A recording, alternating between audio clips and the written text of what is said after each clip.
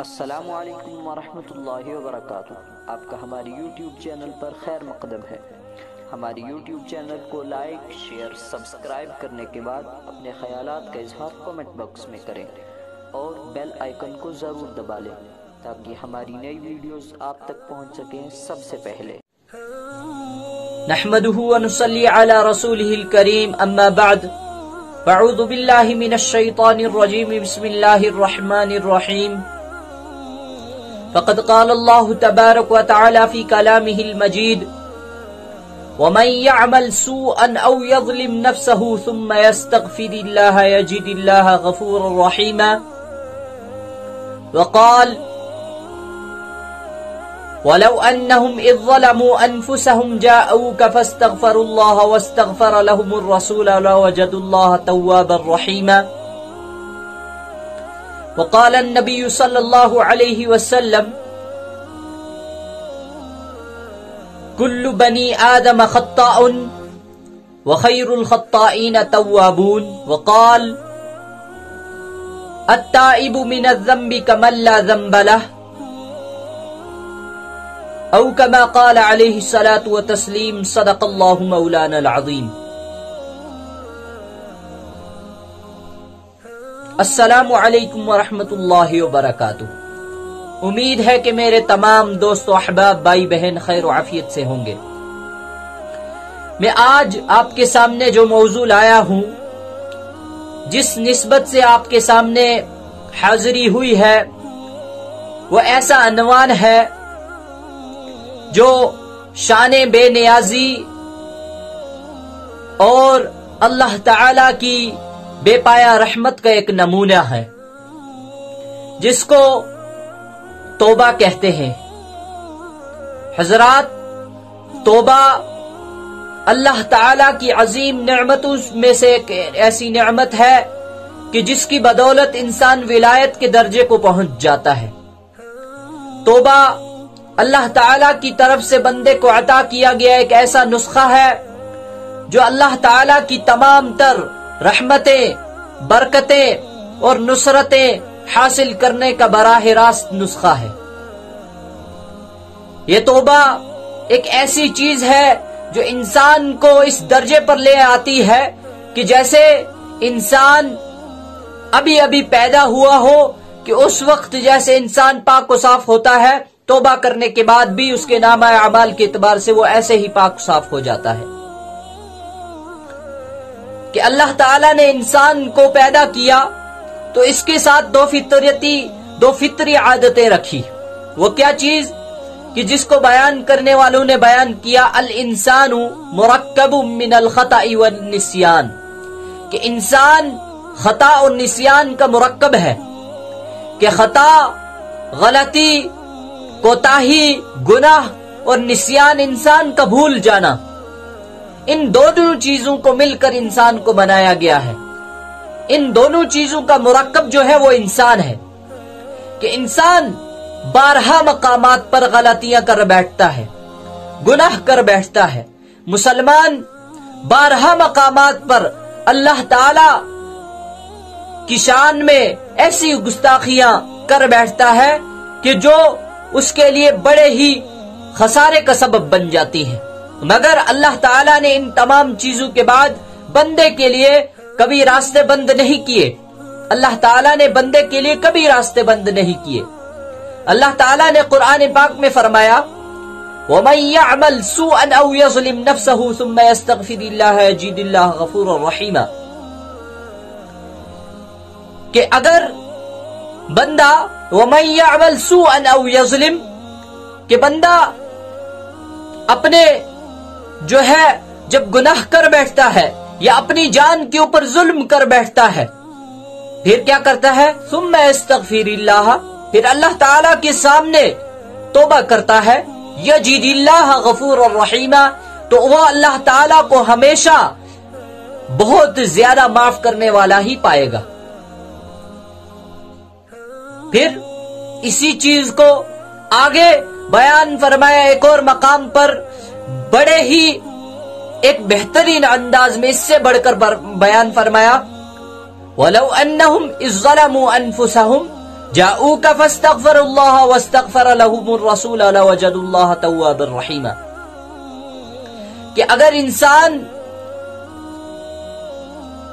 जो है अपने कंधों पर गुनाहों का बोझ लेकर आपके पास आए ए नबी जी, और फिर वो गुनाहों के ऊपर नादिम हो, तौबा करे और रसूल यकीनन उसकी ताईद करने वाले हो, तो वो अल्लाह ताला को हमेशा माफ करने वाला और बेहतरीन माफ करने वाला पाएगा, क्योंकि अल्लाह ताला को माफ करना पसंद है।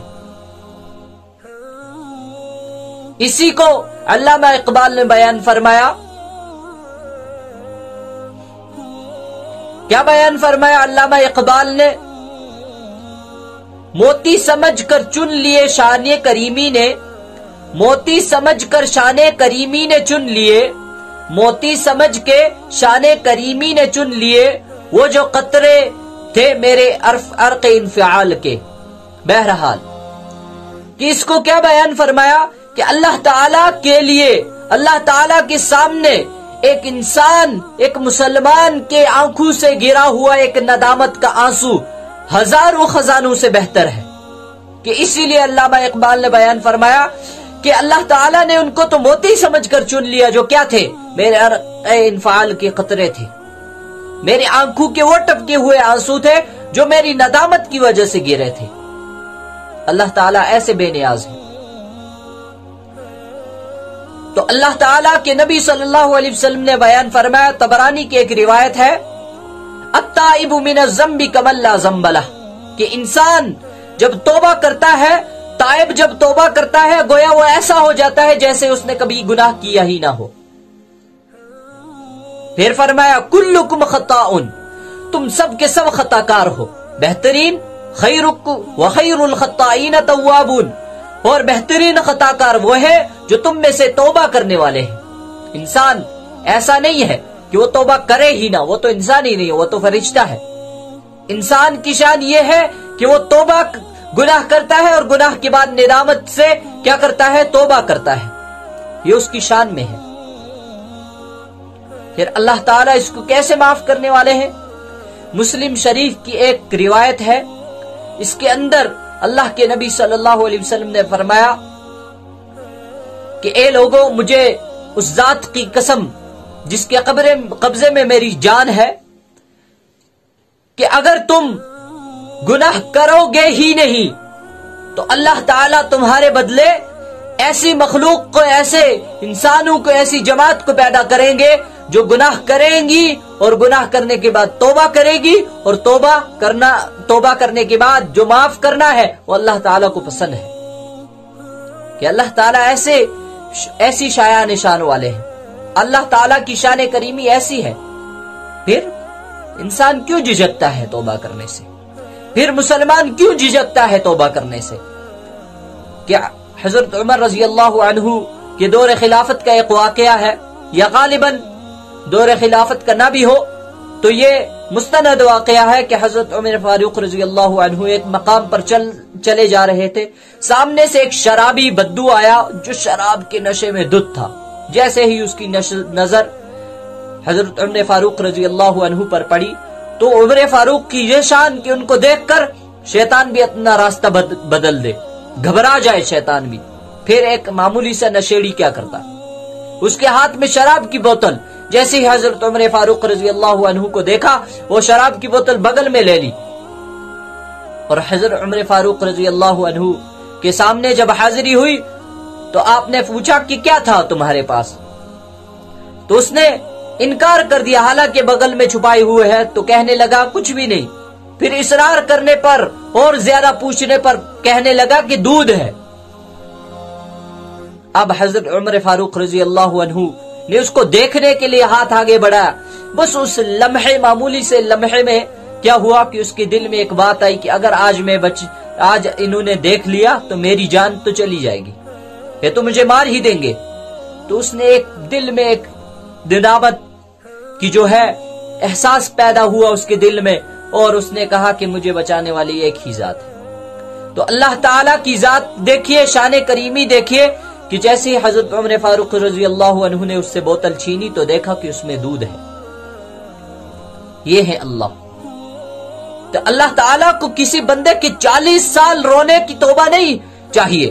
بس ذرا سا جب انسان کے دل میں یہ آ گیا احساس کیا ہے میں جو کر رہا تھا وہ کیا تھے, وہ گناہ تھے, وہ میری شاعر نشان میں سے نہیں تھے, پھر اللہ تعالیٰ اس کو معاف کر دیتے ہیں. پھر اللہ تعالیٰ اس کے پرانے تمام گناہوں کو معاف کر دیتے ہیں.